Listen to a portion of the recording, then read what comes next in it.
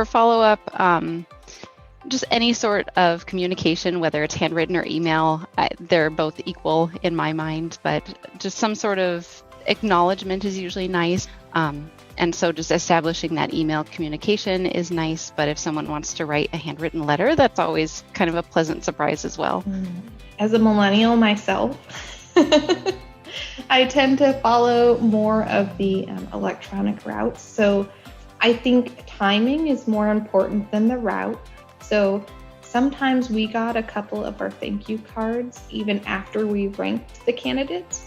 So we do rank pretty quickly after our interviews while it's still fresh, and then we'll wait to finalize it until a couple weeks later after we've mulled it over. But our initial ranking happens very close to the interview, so we don't forget. So if you're putting something in snail mail, a week later after the interview, the likelihood that we actually got the thank you card is, after the fact. But if you have a thank you card, say a student finishing their APPE rotation on the last day, and they bring a nice heartfelt thank you card, that's appropriate. It's timely for your last day. So I would actually highly encourage them to look at the timing of the thank you note. And if email works the best, sure, send a thank you note the next day.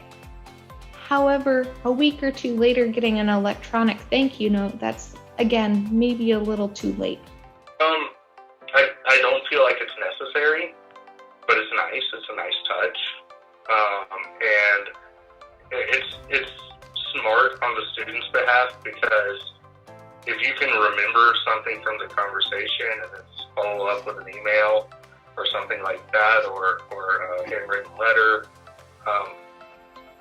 really, I'm not old-fashioned, I'm fine with an email, but just something to remind me of what we talked about, and I can, remember the face and the name. I think it's smart, because later when you're looking through applications, you remember the person, not just the application. So the follow-up piece, I would rather them really just follow up after the showcase if they're interested with an application, because that's what we're going to view the most seriously. After an interview, a card is nice. Again,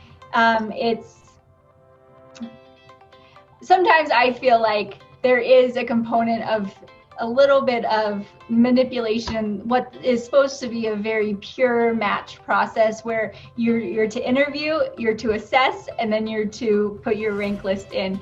But I know that there are some correspondence back and forth of like, we really liked you, you were great, and that kind of thing that kind of gives your hand a little bit. I significantly try to avoid that, because again, it is supposed to be a pure blind match of who went through the interview process and really who are your true list of applicants that you would like to match with. We do appreciate email and handwritten letters. I would say if I would say that probably the handwritten thank you cards probably stand out the most. It's not absolutely necessary, but it is a nice gesture, and for us, the cards I receive after a meeting or interview, I do share with the rest of the residents or other preceptors who were involved in the interview as well. Some students send out individual cards to every single preceptor that was part of the interview, which can be very labor intensive when there's 10 plus preceptors involved. But hey, if they want to do that, great. Otherwise, even if they just address it to me, but they express that they want this to be shared with the rest of the panel, then I make it a point to scan the card and email it out to everyone so that everyone can see their thank you message. So I think that does make a positive impression, especially if the message in their card seems sincere and refers to specific items that were discussed during the interview, for example, or during the meeting. That shows that they actually paid attention.